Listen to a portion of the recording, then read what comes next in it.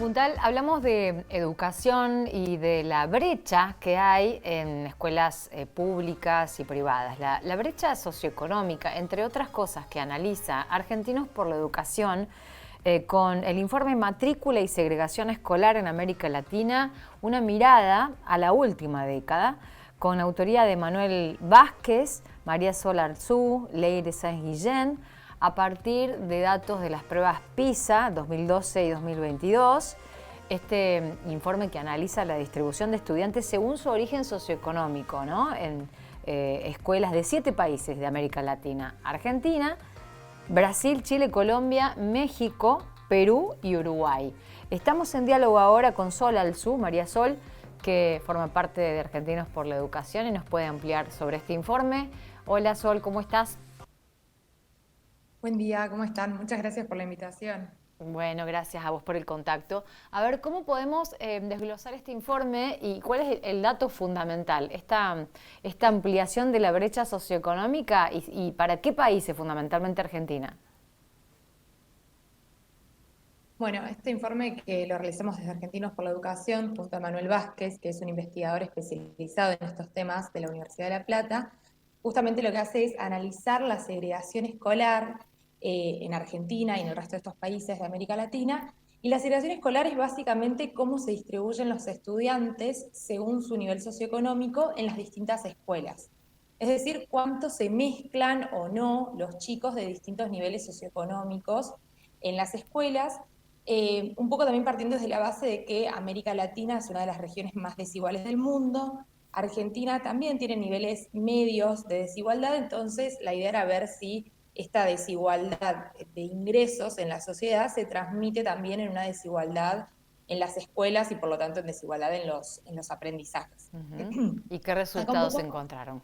bueno, lo que vemos es que a lo largo de una década, analizamos desde el 2012 hasta el 2022, en Argentina lo que son los niveles de segregación se mantienen bastante similares en estos 10 años, pero se amplía la brecha entre sectores de gestión, entre escuelas de sector privado y público. Acá un poco para entender como qué quiere decir esto, Sí. nosotros podemos pensar que los chicos pueden estar segregados por nivel socioeconómico, es decir, chicos de niveles socioeconómicos más favorecidos pueden ir a ciertas escuelas y los más desfavorecidos a otras, pero no necesariamente por sectores de gestión, porque, por ejemplo, ¿A qué hay le otros denominas países sectores de gestión? a que sean privadas o públicas las escuelas. Ujú.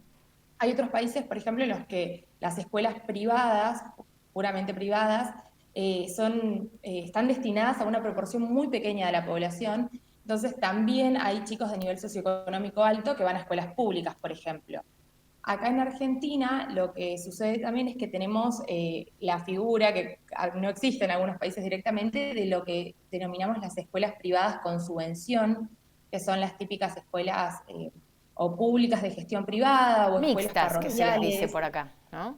Exactamente, que tienen mucha presencia sobre todo en las provincias. Entonces, esto también de alguna manera es como que favorece que haya esta división mucho más marcada entre sector público y sector privado. Ujú. Y en la escala de estos 7 países, ¿cómo está Argentina y qué porcentajes se manejan? Bueno, Argentina es el único país que profundizó esta brecha. En todo el resto de los países, entre los sectores de gestión público y privado, en todo el resto de los países esta brecha se hizo más pequeña, también teniendo en cuenta que tal vez ya partían de niveles de segregación muy altos otros países, entonces pudieron reducir la brecha. En Argentina teníamos niveles medios y esto aumentó. ¿Y esto a qué se debe, a qué se atribuye o qué se puede atribuir? Bueno, un poco esto que te mencionaba, como la presencia de estas escuelas privadas subvencionadas, que no necesariamente es malo que existan para nada, pero generan esta división, tal vez que, eh, bueno, quien puede pagar, que están como más accesibles también a las clases medias, se dirigen a este tipo de escuelas. También, bueno, la elección de los padres acá, por distintos motivos, ya sea por indicadores educativos, que vemos que hay una diferencia en los resultados entre las escuelas privadas y las escuelas públicas, por motivos tales como los paros docentes, por ejemplo, puede haber ahí una elección. Y además también en Argentina lo que sucedió en esta última década es que se profundizó mucho el nivel socioeconómico de cada uno de los sectores. O sea, ahora la gente que va a escuelas privadas es como que tiene un nivel socioeconómico más alto de lo que tenía hace 10 años, y quienes van a escuelas públicas tienen un nivel socioeconómico más bajo de lo que había hace 10 años. También, bueno, en un contexto como el del país, que en el que aumentó la pobreza y demás.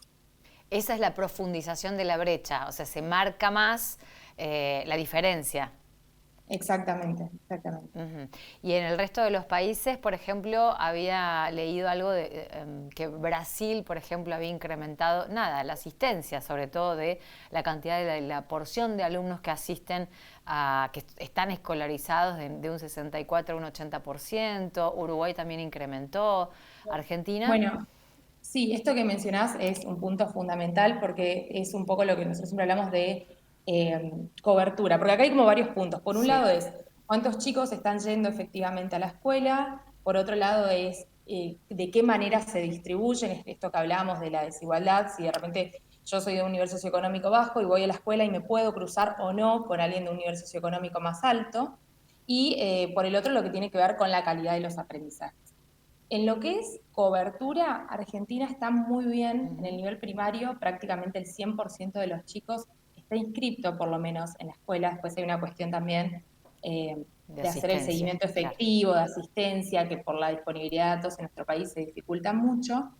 Y en lo que es el nivel secundario también, en el 2022, que son estos últimos datos disponibles, un 94% asistía al nivel secundario, el colegio estaba matriculado, que es un número que viene en aumento y es el mayor de la región. Entonces, en cobertura estamos bien, podríamos decir.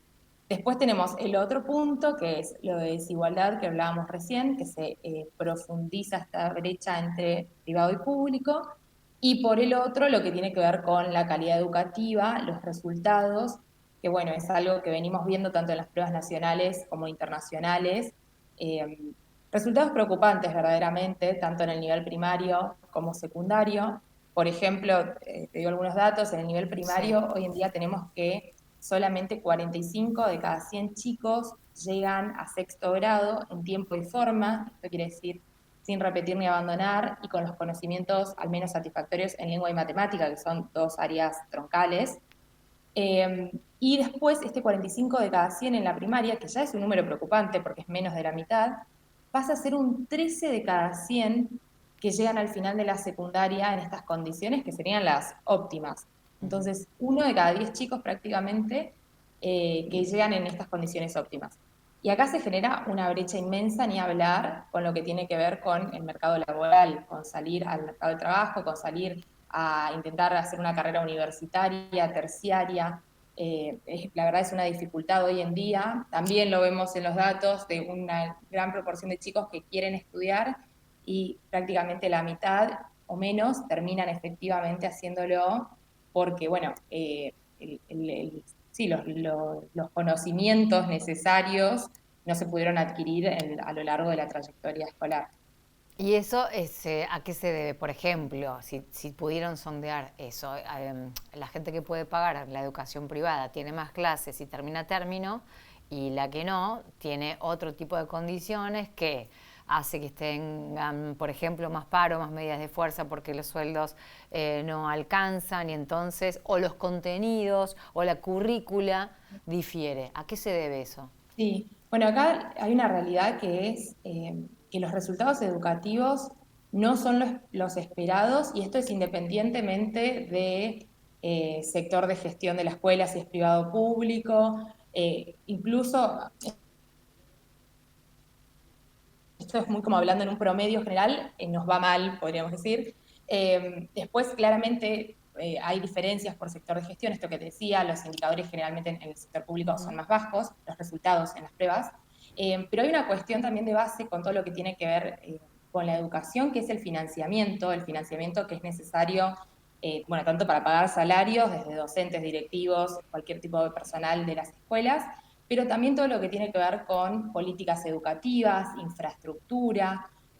Hoy en día, bueno, nosotros desde el 2006 en nuestro país tenemos una ley que dice que se tiene que destinar el 6% del PBI a la Sí. educación. En todos esos años, esa ley se cumplió solamente en 3 oportunidades. Entonces, la verdad es que tenemos una deuda con la educación. Sí. Es más, lo calculamos y deberíamos en un año invertir el doble, en vez de invertir el 6%, invertir el 12% del PBI como para poder saldar esta deuda. ¿En qué oportunidades Eh, se cumplió con la ley? Se cumplió en el 2009, en el 2013 y en el 2015. Ujú. Y desde el 2015 no se volvió a cumplir e incluso en estos últimos años eh, cayó un poco más el financiamiento.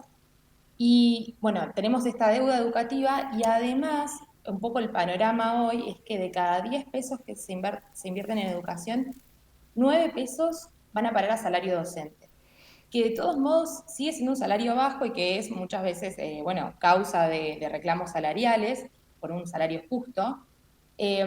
Pero así todo, bueno, nos queda un peso de esos 10 que invertimos en educación para todo lo que tiene que ver con políticas educativas y con infraestructura de los colegios. Entonces tenemos muy poco margen y la verdad es que, bueno, no solo que el financiamiento es menor tal vez del planificado y del necesario, sino que además es muy difícil que sea tanto el financiamiento como las políticas educativas sostenidas en el tiempo. Es muy frecuente que haya un cambio de gobierno, cambien las políticas Sí. educativas.